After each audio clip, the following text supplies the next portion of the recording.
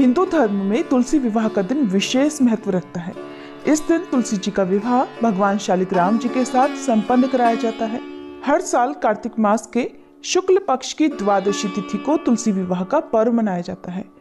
धार्मिक मान्यताओं के अनुसार शालिग्राम भगवान जी को भगवान विष्णु का ही रूप मानते हैं और इस दिन शुभ मुहूर्त में विधि पूर्वक तुलसी विवाह करवाने से जातक के दाम्पत्य जीवन में मधुरता, खुशहाली आती है। वहीं कुंवारे कन्याओं या फिर लड़कों को मनचाहा जीवन साथी भी प्राप्त होता है।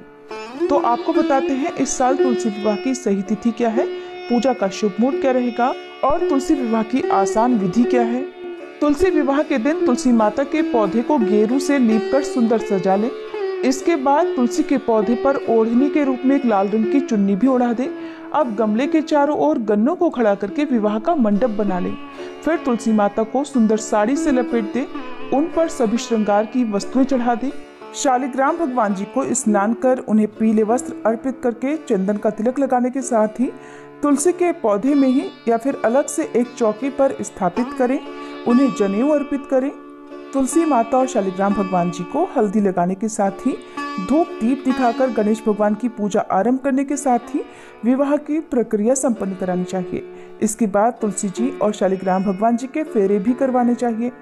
फेरे करवाने के बाद तुलसी माता को कुछ भी उपहार की वस्तुएं अर्पित करें, जो भी आपकी सामर्थ्य हो, और उसके बाद आप जिस तरह से एक दुल्हन की विदाई करी जाती है उस तरह से आप विदाई कराएं।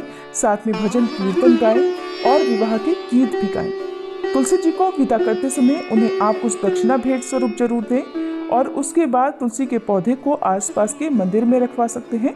तुलसी जी का दान कर दिया जाता है। लेकिन जो लोग तुलसी के पौधे का दान नहीं करना चाहते, वे चाहें तो तुलसी के विवाह के बाद अपने घर में उसी तुलसी को रख सकते हैं जिनका विवाह आपने किया है।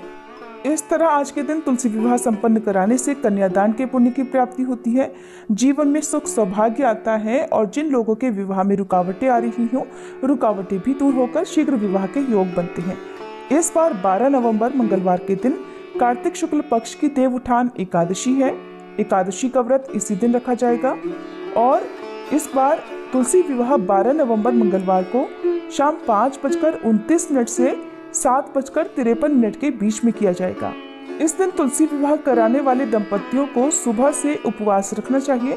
जिस प्रकार से घर में धूमधाम से विवाह किया जाता है, उसी तरह से तुलसी जी का विवाह भी खूब धूमधाम से संपन्न किया जाना चाहिए और भोग प्रसाद भी सभी लोगों में बांटकर स्वयं भी ग्रहण करना चाहिए।